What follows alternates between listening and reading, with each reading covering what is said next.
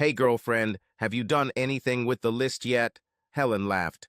Nothing new from the last point, Suze replied. And don't talk so loudly. You know Dave is working in his office. If he ever finds out about this, it will be heaven and earth. This caused both women to burst out laughing. Suze was my wife for the last 20 years and the mother of our grown daughters, Janet and Edith. Helen has known Suze since school, and I would say she is her best friend. They didn't know it, but I knew where to hide when they started their gossip and stupid moods. The kitchen where their so-called conversations took place was right next to the pantry in my office.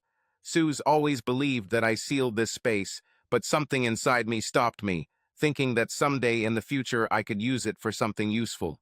I've found this very helpful lately. Useful for eavesdropping on the conversations of my wife and her friends in the kitchen, a place they considered safe to talk. Sometimes I felt bad about this ability, but in the end it was always innocent. I could hear every word, but I must admit that the pace and topics of their conversations, which changed frequently, left me wondering what they were even talking about. This wasn't one of those times. Their conversations about lists were commonplace. You see, Suze was a leaf maniac. She made lists for everything. Literally everything. This was far beyond the usual shopping lists, Christmas gift lists, weekend preparation lists. She even kept these lists in a special notebook on her dresser in our room. Each item was carefully noted when it was completed or purchased or whatever.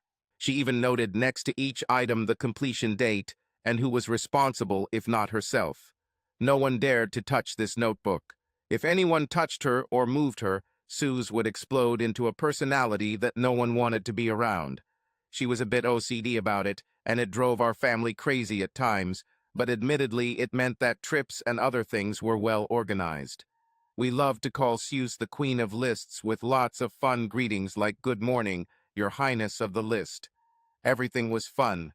What intrigued me about this conversation between her and Helen was that this list caused them to have such fits of laughter and almost secret whispers. This was not normal. Sure, I'd often heard Helen easily tease Suze about her damn lists, and Suze would just as easily fight her off, but that wasn't it. I had a well-developed sense of intuition when something was wrong. I usually work from home as a forensic accountant, which means I do boring accounting stuff to catch thieves working in companies' finance departments. You would be surprised how creative these people can be to simply steal money from their employers. I've often wondered how much more successful these criminals would be if they simply used their creativity to make an honest living. I'm pretty good in my field, mainly because of this feeling I get when something is wrong.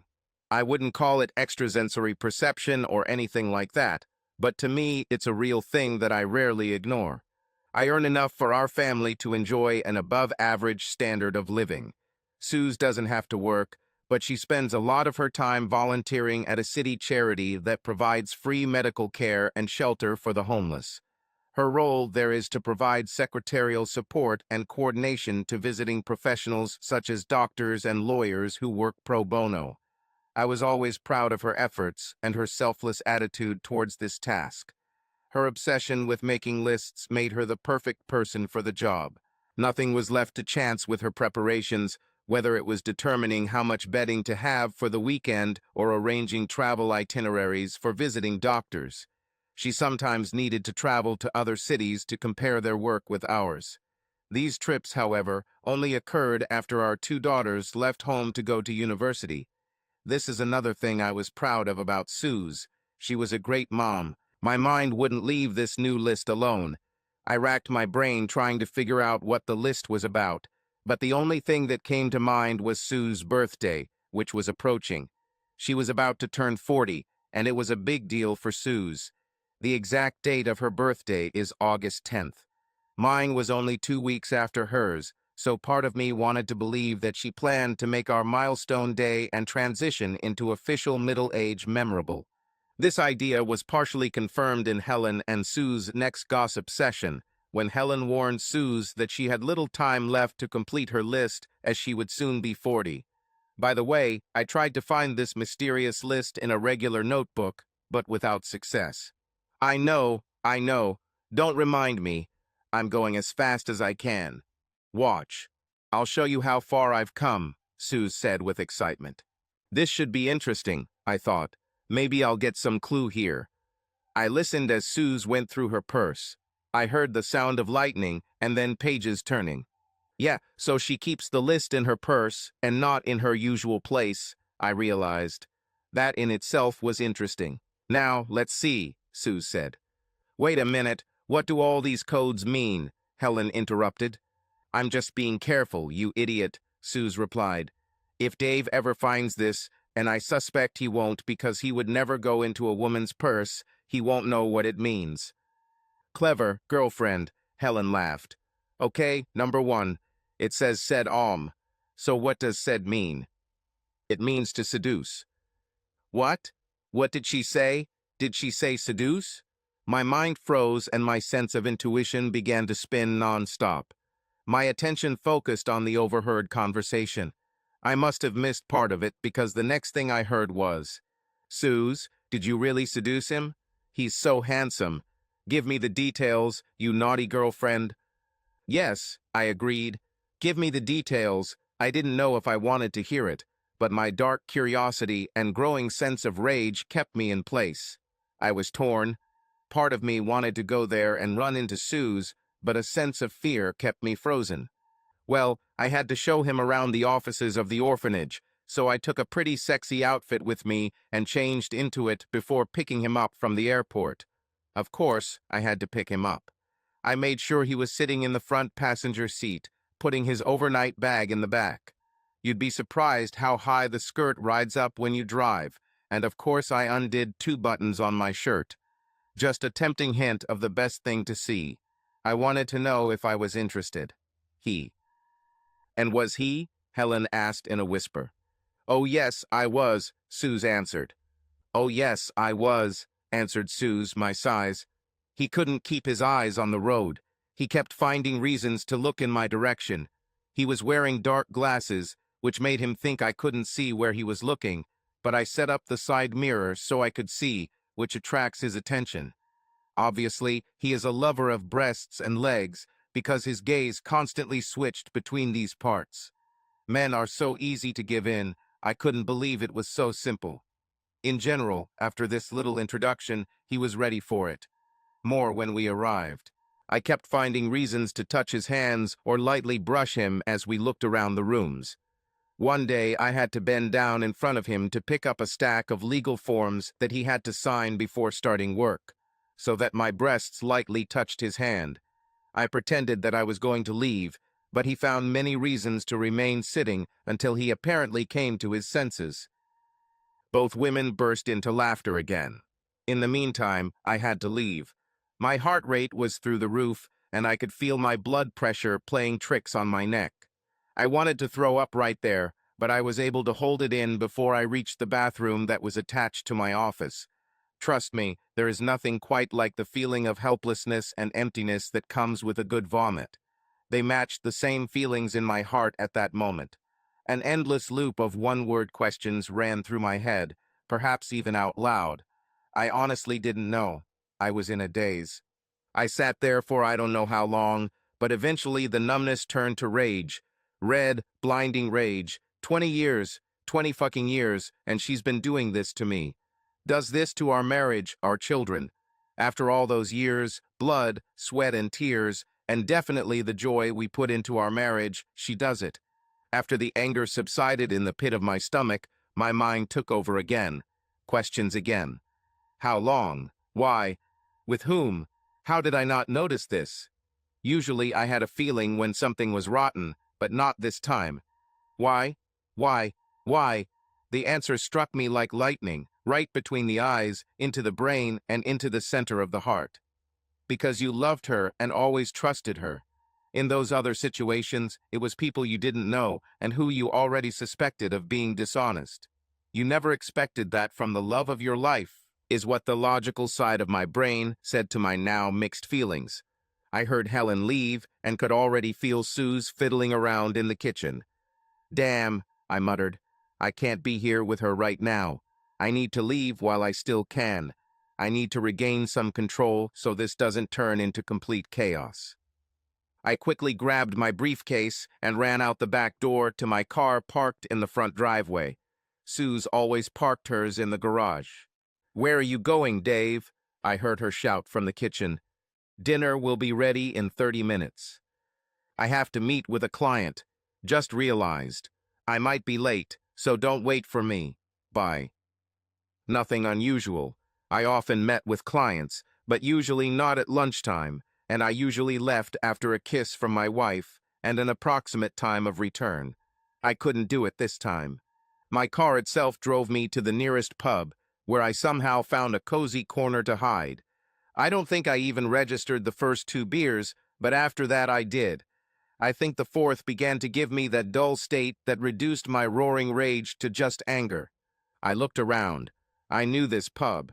Sometimes I would come here with clients to discuss their expectations over a quiet beer and a snack. I even knew most of the bartenders. "Hey, Georgie girl, another pint, please." "Of course, Davy. I'll bring it now."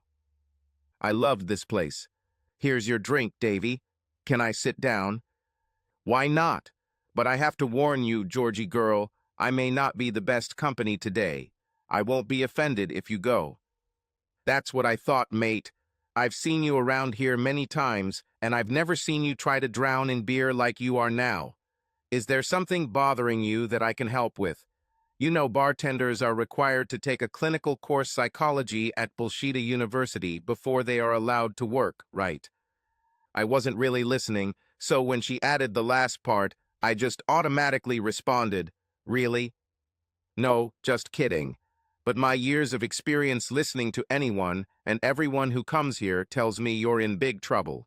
If I've learned anything, it's that drowning in beer doesn't solve anything. So, what are we going to do? Are you going to drown yourself pint by pint, or are you going to share your problem with someone who can give you a different perspective?" I looked at Georgie girl. She looked at me expectantly. What was I going to do? Should I tell this woman my deepest fears, my deepest embarrassment? The third pint beckoned. I brought it to my lips as Georgie girl stood up to leave. "Your choice, Davy." "To hell with it. Sit down, girl." For the next 20 minutes, I cried like a child as I recounted everything I had heard. Somewhere during this time, another beer for me and wine for Georgie girl magically appeared.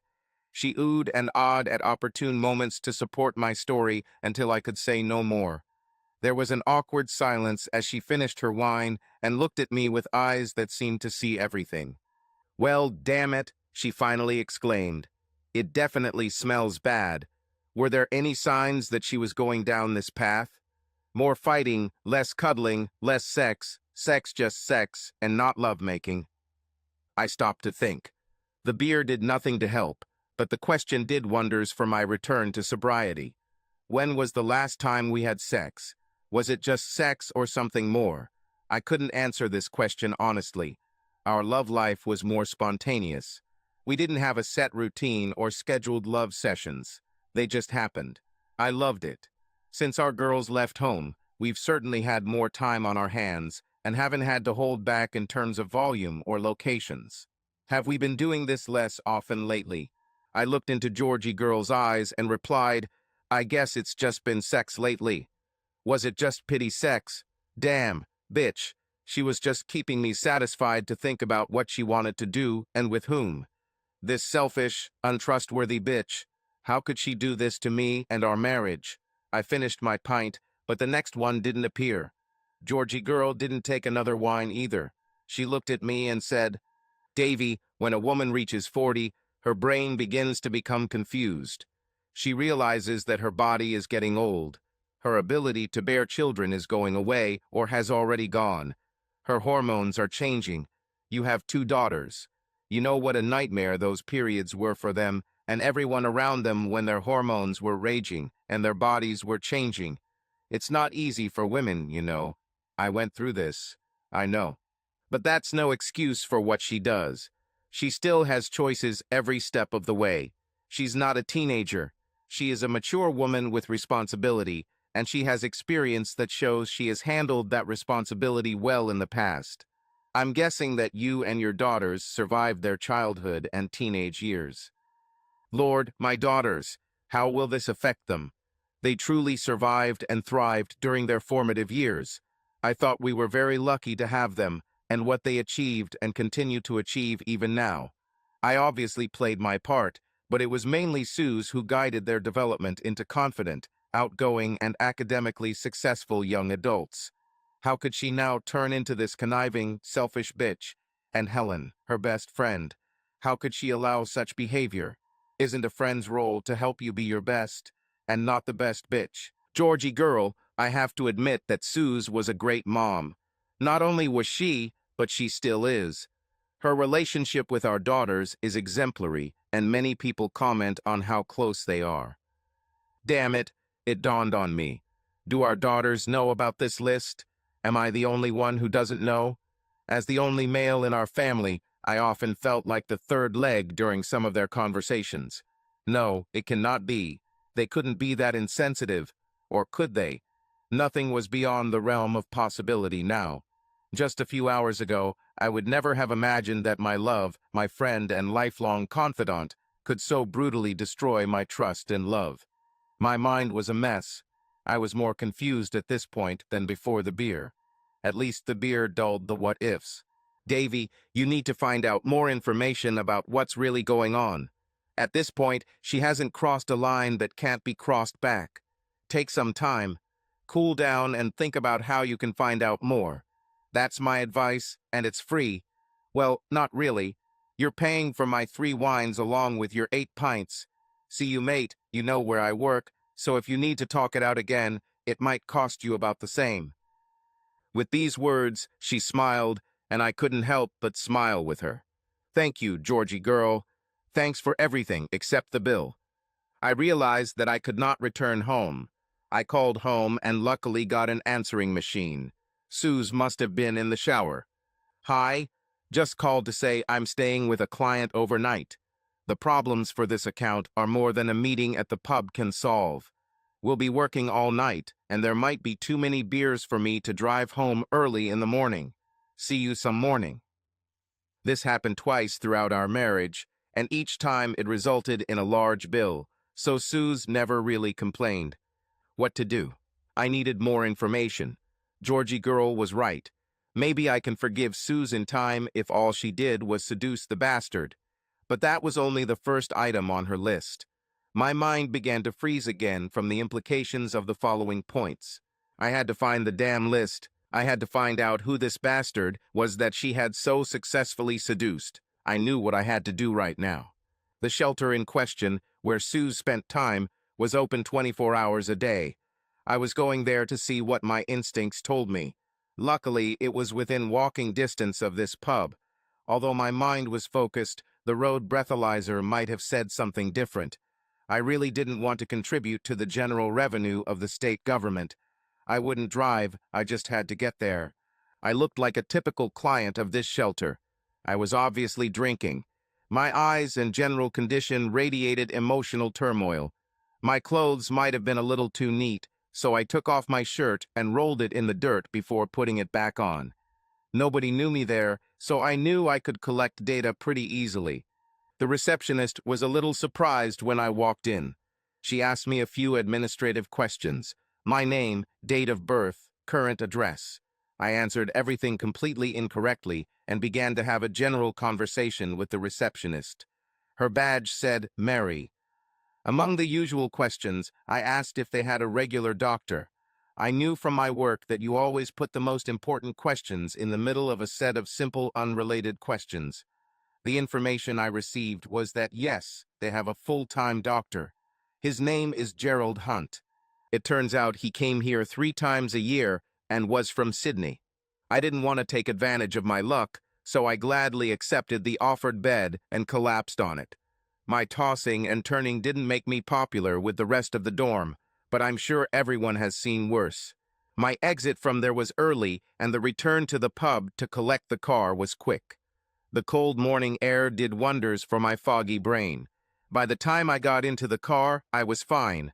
Now home, Suze met me at the door with a worried look on her face.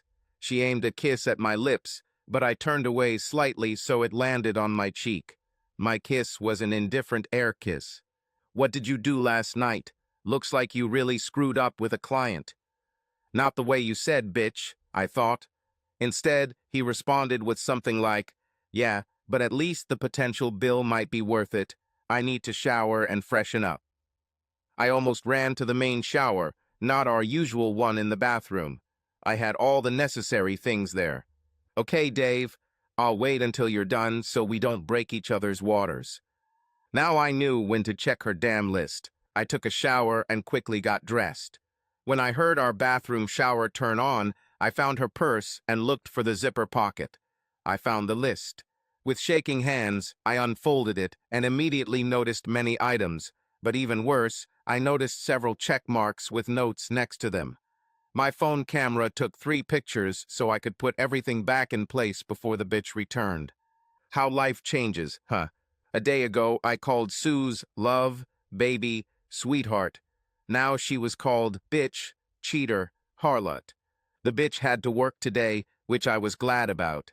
I couldn't stand being in the same house, let alone the same room as her, and I hadn't even read the damn list yet. She left without the usual goodbyes. A thought flashed through my mind. She didn't even notice the absence of the usual farewell words of love. I'll soon find out why. This foreshadowed the end of our marriage and would lead me to the lowest point of my life. The list contained 10 items, all numbered. I noticed that the first 4 points were completed. As I read each item and looked at the ones already completed, my heart sank lower and lower. Who is this woman? When did she start down this path? Did anyone else know? Well, I knew that Helen knew and played along with the bitch. Damn Helen, I always thought we got along well. How can you be so wrong? Where's the beer now? I collapsed as another thought struck me. The last item on the list was completed yesterday. Damn yesterday, June 17. Today is June 18th. Today, she was going to do point 5 today. What could S mean? Maybe it's shorthand for sex. According to the list, first she seduced, then T. What does T stand for? I used my analytical mind, which I thought would never work again after this blow to the head and heart. The points became more and more involved as the numbers increased. At first it was just seduction, no physical contact at all other than hand touching and occasional chest rubbing. I tried to think of all the T words associated with seduction and sex. Small list, but it's a start. I decided on touch. So, 2 days after seducing the bastard, the bitch was playing touching. The third point seemed more obvious. The next day after the touching sessions, the bitch gave the bastard pleasure. Creature. The fourth point puzzled me for some time. Now number 5. Not completed yet. Not finished yet. Even if she doesn't do this, our marriage is ruined. If I guessed correctly and S is for sex, she was going to have sex with that bastard today. No wonder she left without noticing that I didn't say love you or have a nice day. She was too busy thinking about how good it would be to have sex with the bastard today. The sofa took my decline. I moaned. I cried. I screamed. I screamed like a child. My mind was confused. Real confusion. The bitch is cheating on me today. I ran, tripped, and rushed around the house in a blind rage. I went outside and destroyed the flower garden in the backyard, tearing out every plant that the bitch and I had so carefully nurtured over the years. We loved this garden, but now for me it symbolized the complete destruction of our marriage. When I finally caught my breath, all that was left was a complete pile of uprooted plants, torn flowers, and thorn bushes. I looked at it with sadness as a symbol of our marriage. I slowly unzipped and urinated on the pile of green trash. Well, bitch, you pissed on our marriage, so it's only fair that I piss on it. Surprisingly, this act of destruction calmed my mind enough for me to return to my office. I knew I needed to get my affairs in order before the coming storm. I knew enough about shady financial transactions to hide our money and investments. The problem was our house. It was paid. Usually, this is not a problem. However, here in good old Australia, neither spouse can receive all the joint assets. We are too fair to place the blame for the breakdown of a marriage on one of the spouses. It was always a separation without guilt. The house was a problem, but money was another matter. As I knew, You can always hide money so that no court will find it. Or if he does, it will be too late. I have been busy because all this dubious activity takes time. Damn, I'm going to have to bide my time. I also needed to get irrefutable proof that my wife, that bitch, was cheating. I couldn't start watching now. It was necessary to appear that I was not in the know until I had time to rebuild the assets. I also needed to deal with the bastard without anyone knowing it was me. It's time to act. I left the garden as it was and went to the shopping center. When I returned 3 hours later, I immediately called the police to report the vandalism that allegedly occurred while I was gone. The two police officers were very professional, taking fingerprints, asking a million rote questions, and vigorously taking down notes. Just kidding about the notes. Nobody writes that fast these days. They simply made sure their voice recorder was working adequately. Great. They found the whole situation very strange, since I could not give a motive for such an attack. They promised to question my wife later and continue the investigation. Of course, I thought, but I thanked them out loud for their time and they left. The visit to the shopping center was not in vain. I spoke to our bank manager, a nice lady. We have had many business contacts in the past, as I was instrumental in exposing a corrupt bank clerk in this very branch. Mr. Hartwood, Dave, what a surprise. How's the family? How can I help you today?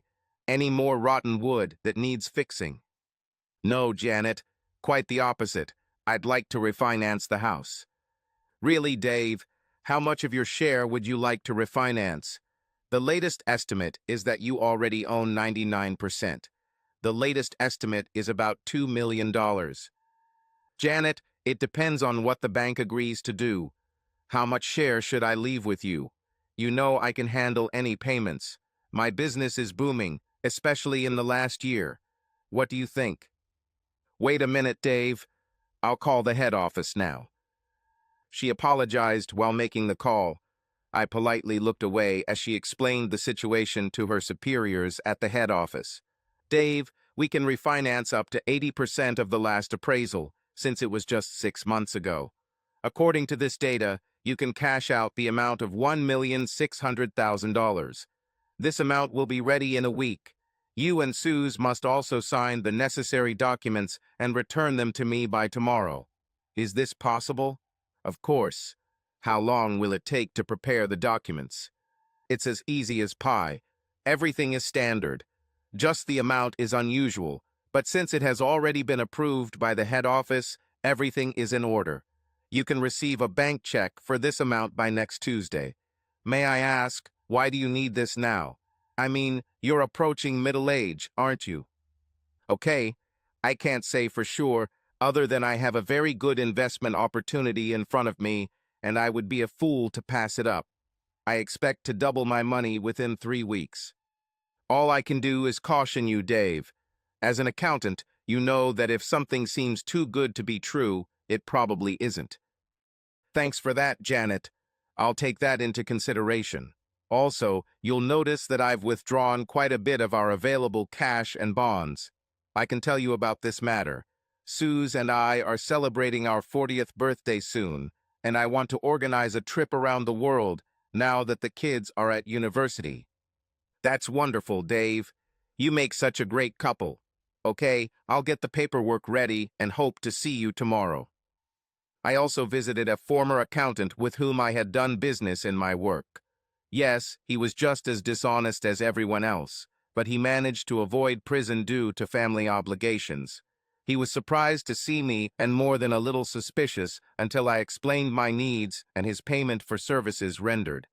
I opened an online investment account. I have arranged for all available funds to be transferred from my retirement account to this investment account. I also warned the fund managers that a fairly large amount of money would be deposited into this account next week, and that my money manager, that is, the dishonest accountant, had permission to withdraw any amount for reinvestment.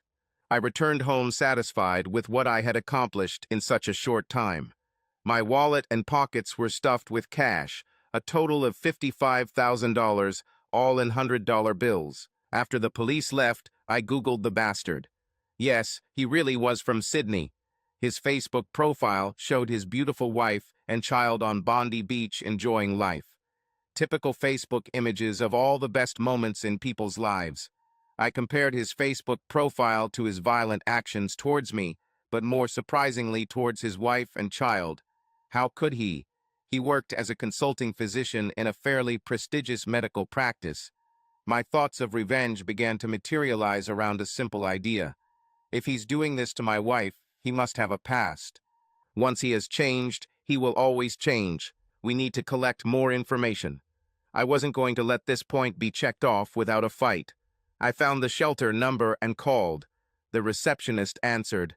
Of course, I was John Smith. Hello? I was wondering if Suze Hartwood is there today. If not, maybe I could talk to Dr. Hunt. Of course, Mr. Smith. Both are working today. Please wait. I'll try to connect you to Suze first. I waited and waited. Finally, the bitch answered, a little out of breath. Yes, this is Suze. Who says please? Hello? Hello? I answered in the most disguised voice through a handkerchief. Mrs. Hartwood, is Dr. Buddy's Hunt with you? I need to give him an urgent message. Message from his wife, Claire, and daughter, Augustine. This is a medical emergency. Please put him through. Hello, hello? I heard a loud gasp followed by a scream. Are you married, you cheating bastard? Get out! Get out! And to think I was going to sleep with you. Get out! Are you still here, Mr. Smith? Mr. Smith? Damn!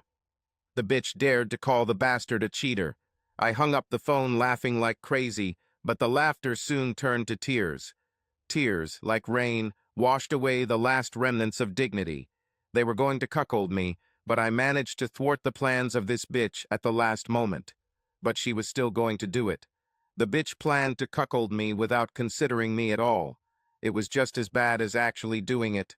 Once again, I realized that our marriage was dead.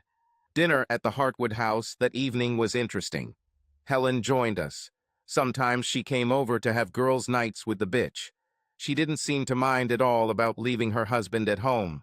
There was silence around the table. The bitch was unusually quiet and seemed very interested in the green peas on her plate. Even Helen noticed that something was wrong. The topic of the destroyed garden was raised, but it caused almost no reaction. What? I thought. We spent hours in this damn garden, and now she's not interested at all. I brought up the topic of refinancing my accounting business, to which the bitch muttered something incomprehensible. She clearly wasn't listening to what I was saying. I handed over the documents and pointed out where she needed to sign. Luckily, Helen was able to witness our signatures. She was as attentive to what she signed as the bitch. Wonderful. Everything went easier than I thought. I quickly put away the documents and put things in order. I wanted them to discuss their business while I was in my office. You girls obviously need to chat, so I'll disappear into my office and take care of business too. Bye, Helen. Was the only answer I received from both of them. As soon as I left, they started talking. What's wrong, Suze? Why are you so depressed? Today was supposed to be the big day for the deal with Gerald. What happened? Oh, hell, you won't believe how bad it was. We started making out. We were both naked, and I was horny as a goat. So what went wrong? Everything sounds great so far. I'm starting to get horny listening to this. Tell me more. Well, like I said, we were almost ready. And then the office phone rang. I had to answer because everyone knew I was there.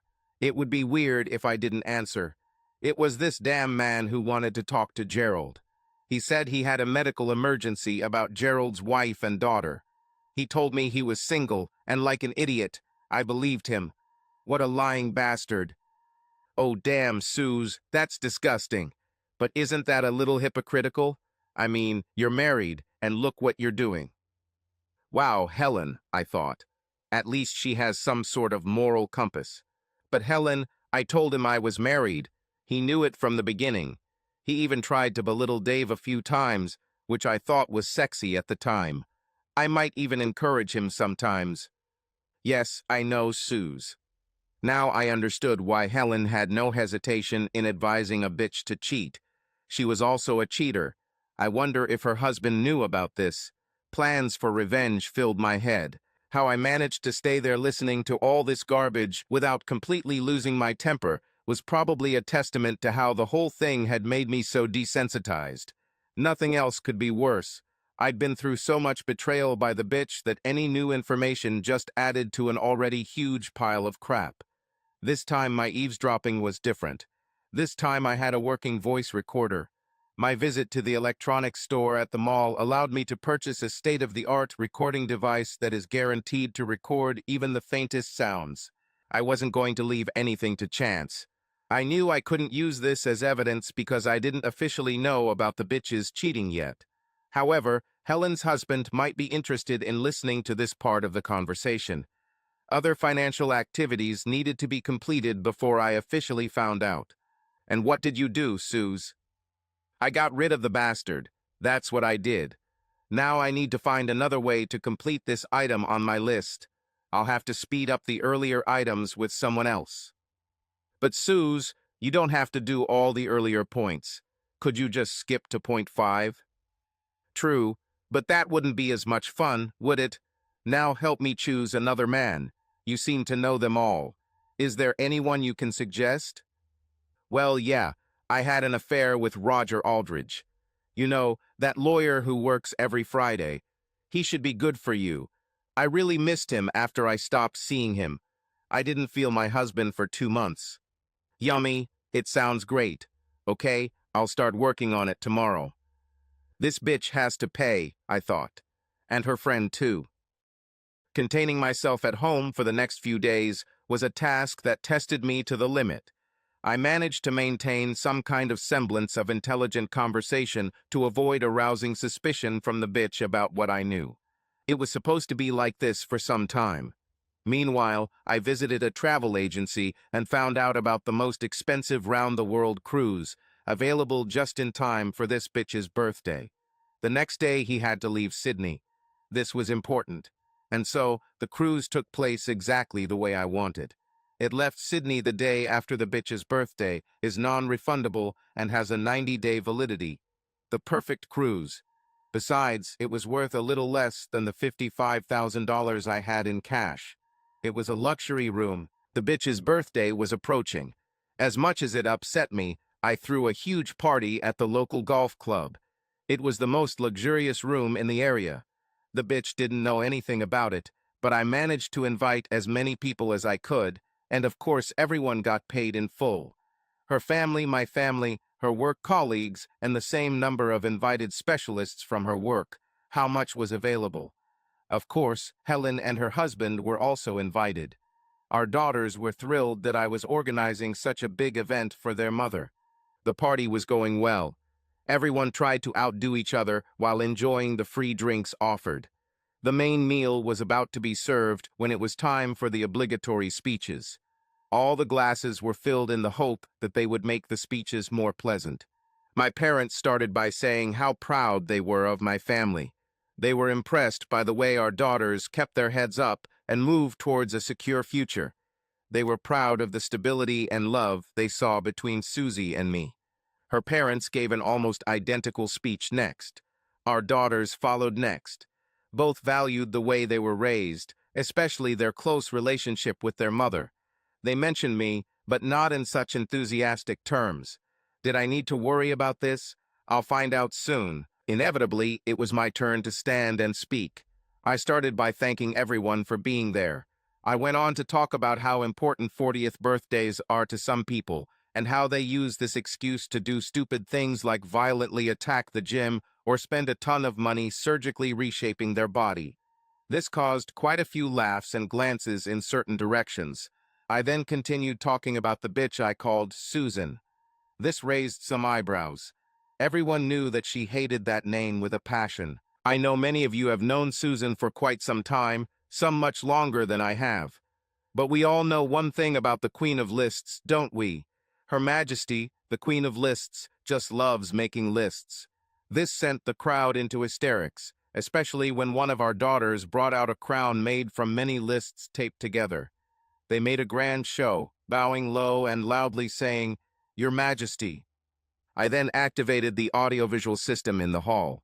I showed several slides of the various lists this bitch has made over the years.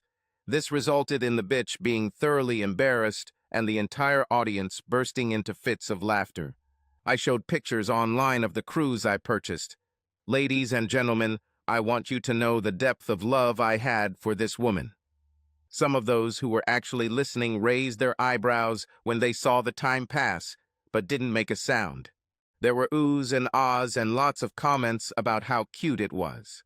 I've been racking my brain for weeks about the right 40th birthday gift, you know, the one that some people went crazy over. Sue, I came across this cruise.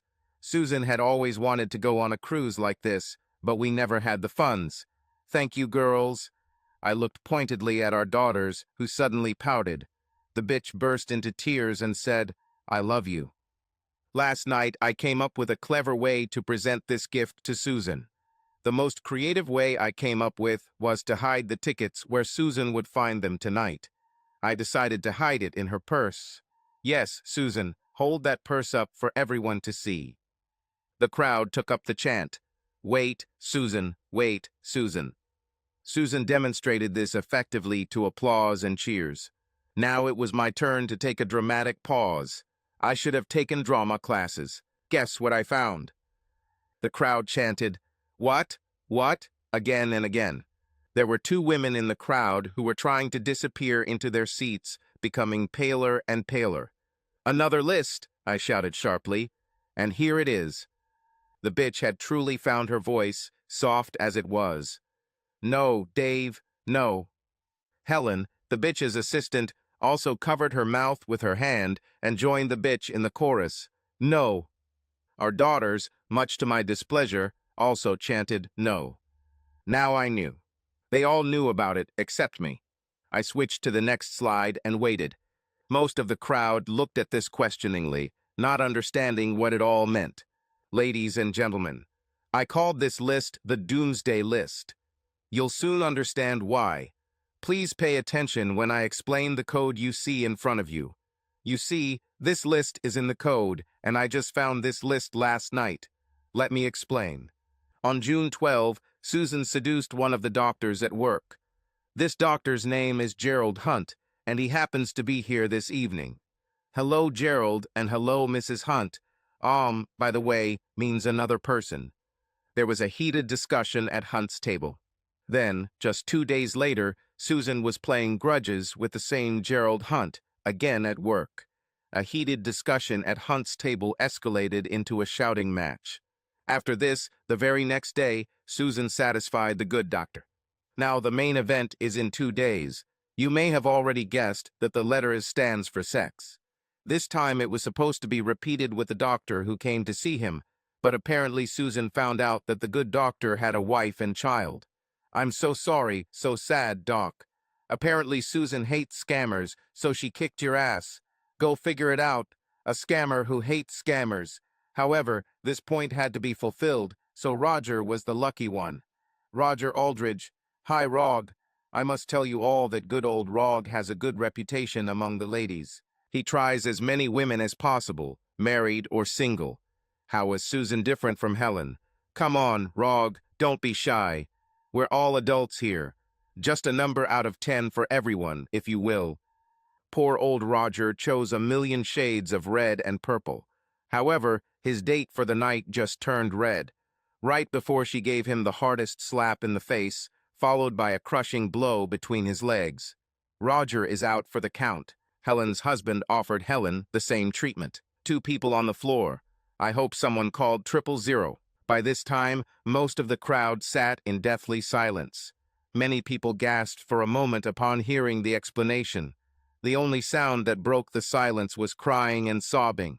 The crying came from the bitch, who was holding her head in her hands, and the sobs came from both sets of parents, hers and mine. I saw my father shaking his head and hugging my mother tightly. The bitch's parents looked paler and paler, sobbing loudly. I continued. On August 10, Susan, through clients at her work, agreed to have sex with a retired black star. Oh, by the way, Susan, he is confirmed to be HIV positive. Positive. Well, apparently that's how it is on the website. I hope everything works out for you. Perhaps you might need to undergo urgent STD testing in the future. The second to last point was that Susan had arranged to have sex with another client at the shelter where she worked. Her name is Amanda Quinn. She's here tonight, too. Wave to everyone, Amanda. Everyone takes a good look at her. This is the man Susan had sex with. By now, everyone was talking and out of breath. Quite a strange sound when breathing inside the hall. At that moment, my daughters jumped up and shouted, "Dad, stop that. Mom had the right to get these things out of her system before she turned 40. Stop tormenting her." I turned to my daughters. Our daughters, I lost my daughters. They suddenly realized that everyone was looking at them and shaking their heads. Some were so outraged by their outbursts that they shouted, "Shame on you, bitches. How could you support this behavior?" This was followed by a quick fall back to their seats. "Mr. Smythe, please." "Susan, Mr. Smythe has some papers that you can read and sign. Hire a lawyer." The noble Mr. Smythe walked up to the bitch and asked, "Are you Susan Hartwood, Mrs. Susan Hartwood?" The bitch managed to whisper, "Yes." "You've been served." The bitch fell to the floor, wailing and sobbing, and between sobs she screamed, "No." At that moment, the detectives who were waiting at the door entered. One read the bitch her rights and immediately handcuffed her. "Mrs. Orso Hartwood, you are accused of soliciting a person for sexual conduct. In addition, Mr. Devolwright, the accountant for the homeless shelter where you work, has some allegations of financial impropriety. We will now escort you to the police watch house, where you will be charged more formally and where you will need to surrender your passport. Please follow us." By this time, the room was noisy and couples were leaving in droves. Soon only my parents, my relatives, and daughters remained. "We're so sorry, son," my parents said. With tears in their eyes, but with determined eyes, they looked into my eyes. "Don't do anything stupid, son. You know where we are when you need us." Then they left. My relatives were too embarrassed to even form a coherent sentence. They shook their heads and hugged me. Then they left. My daughters didn't know where to look. "Could you let Mom have this, Dad? She had been thinking about it and planning it for months. It was cruel how you treated her needs. We don't believe you would do that to her." I looked at both of my daughters. Their revelation became the final nail in my heart. I fell to my knees and sobbed. "I don't believe what your mother planned and carried out was normal. I thought I raised you better. Do you understand the pain she caused me with her betrayal? I trusted your mom. I loved your mother with every fiber of my being. I thought she was with me the whole time. It was now obvious that I was not good enough for her. She felt like she needed more. She never trusted me enough to discuss her needs with me, her life partner, the man she chose to spend her life and her love with. We raised you two together, but now I realize my input was ignored. I'm sorry to hear you feel that way." One last sob, and I stood up. "When you realize what you have been indulging in, come and talk to me again. Until then, I will not look for you or talk to you. Goodbye." I left them standing silent in this room. The door slamming behind me became the point in this sentence. My sentence of 20 years of dedication, love, trust, and support has just taken effect. Well, the cruise was a great success. What a pity that this bitch couldn't go with me. But to travel abroad, you need to have a passport with you, and she had to give it up when she was arrested. The day of the divorce trial finally arrived. My lawyer used the services of a very good lawyer. However, the bitch had to be content with a court-appointed judge. He was a handsome young man, fresh from a bar course and full of enthusiasm. However, for all his energy, he completely lacked experience. I advised my lawyer to be lenient with him as he had a long career ahead of him. I actually got a smile from this. "Now let me get this right, Mrs. Wissen Hartwood. You decided, with the blessing of your two daughters and the advice of your best friend Helen, to create a list of debauchery increasing activities, all of a sexual nature, which you needed to complete before you turned 40. Am I right?" "Yes, but, and you haven't discussed any of this with your husband before?" "No." And why didn't you discuss them, I mean? Because I didn't think he would agree for me to do it. Why do you think that your husband of 20 years, your husband who trusted you, supported you, loved you unconditionally, why would he not agree to these cruel acts of infidelity, Mrs. Hartwood? I just thought I deserved it. I needed to do it. It was my right to do what I wanted with my body. He didn't own me, came the confident answer. So you stayed at home throughout your married life with Mr. Hartwood. Did he ever, in all that time, give you any reason to humiliate him, to cuckold him? I suppose that's what it's called. Did he ever treat you? Has he ever been cruel or abusive in any way during this time? Hesitantly, the answer came, no. Has he ever gone above and beyond to make you feel loved, appreciated, like you were the center of his world all this time? Well, yes, Dave always did this, but, the bitch began to cry. Oh, Dave, what have I done? I'm so sorry. There are no further questions for this witness, my barrister said. Divorce was obvious, but the issue of division of property had to be resolved. My barrister told the judge, Your Honor, there should be no disagreement here. My client, Mr. Benda Hartwood, has agreed to the division of all property in half, since the two children of the marriage have reached the age of majority and are no longer dependent on both parents. The amount allocated to Mrs. Sells Hartwood is $2,050. Protest, Your Honor. Mr. Cod Hartwood ran a thriving accounting business. They had over $50,000 in cash and investments, and a nearly fully paid-off house valued at over $2 million. The minimum amount that could be given to Mrs. Hartwood is $1,025,000, said the green lawyer. Could you explain how you came up with this amount? The judge asked my barrister. Of course, Your Honor. First, all cash and investments were liquidated to pay for a non-refundable round-the-world cruise that Mr. Gizzy Hartwood arranged for his wife and himself. Unfortunately, due to arrest, Mrs. Hartwood was unable to go with Mr. Dees Hartwood. As I said, the trip was non-refundable, so that money was lost whether Mr. Hartwood went on the cruise or not.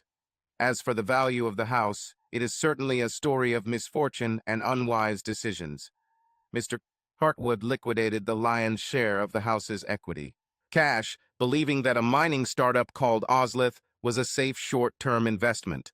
All the reports coming to him from his investment accountant seemed to indicate that the company was on the verge of a major announcement that would triple the price of K's shares. Unfortunately, but it happens too often, the company's share price fell to 5 cents per share when it was revealed that the original estimate of the quality of the ore was wrong. This made the initial investment of almost $16 million seem almost insignificant, approximately $300. Objection, Your Honor. Mrs. South Hartwood never agreed to refinance the house for this purchase. Your Honor, the relevant documents have already been produced. It is clear that the refinancing documents were signed by Mrs. Chris Hartwood, and my esteemed colleague may wish to note that every page of the document was witnessed by none other than Mrs. Hartwood's best friend, Helen. My client did nothing wrong, Your Honor. In fact, all the actions taken by Mr. Hartwood were honest and decent. The same cannot be said about Mrs. Hartwood and her daughters, as well as her so-called best friend. As for a thriving business, when word got out that Mr. Bull Hartwood had made such a stupid investment mistake, his clients left him in droves. I'm afraid the value of his business has dropped to almost zero. The judge examined the papers in front of him. He hesitated a little before announcing that the marriage was dissolved and that I must pay the bitch the amount indicated in my lawsuit, an impressive sum of $2,050. I left the court knowing that my life with the bitch was now over. I could look forward to a new life. There were certainly quite a few single ladies who had discovered the joys of my cruise suite after a night of dancing and fun, who wished they could have spent more time with me. My daughters, it was up to them. If they truly thought that what their mother did was okay, I wasn't looking forward to watching their journey into the world of serious relationships and marriage with joy. Maybe someday they'll talk to me. The last I heard of Helen was that she and her husband had separated. The consultations only highlighted more unresolvable differences. It appears that divorce was the most likely outcome. I also held on to my Oslith shares because there were rumors that the report that caused the share price to drop so sharply was false and was spread by a certain accountant who narrowly avoided jail time for alleged abuse. A new accurate report could cause the stock price to rise again to a level where my shares would be worth $48 million. My business gradually picked up again, although it never reached its previous heights. This gave me more time to chat with certain ladies from the cruise, however. Well, the bitch is unlucky that we are now divorced and that she signed a document agreeing to the division of property.